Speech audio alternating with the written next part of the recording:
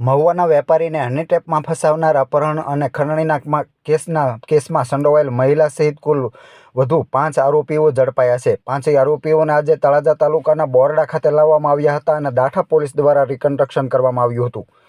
ભાવનગર જિલ્લાના મહુવાના વેપારીનું તળાજા તાલુકાના બોરડા નજીકથી અપહરણ કરી હની ટ્રેપમાં ફસાવી 2 લાખની ખંડણી વસૂલી હતી.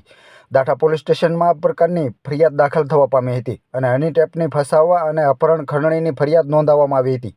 વિલાસ નામની યુવતીએ પૂનમ પટેલ નામના ખોટા ફેસબુક આઈડી બનાવી ફરિયાદી સાથે મિત્રતા બનાવી અને તેના મોટરસાઇકલ ઉપર વિલાસ નામની યુવતીને બેસાડીને જતા હતા. ત્યારે કાર અને મોટરસાઇકલમાં જઈ ફરિયાદીને રોકી અમારી બહેન સાથે કેમ ફરો છો તેમ કહી ફરિયાદીને બળજબરીથી કારમાં બેસાડી અપહરણ કરી પરિવારને જાણ કરવાની અને જાનથી મારી નાખવાની ધમકી આપી આંગળીયા મારફત રોકડ 2 લાખ કઢાવી લેનાર આરોપીઓનું આજે તળાજા તાલુકાના બોરડા નજીક દાઠા પોલીસ દ્વારા રિકન્સ્ટ્રક્શન કરવામાં આવ્યું હતું અને આ આરોપીઓ હાથ જોડી અને લંગડાતા ચાલતા જોવા મળ્યા હતા.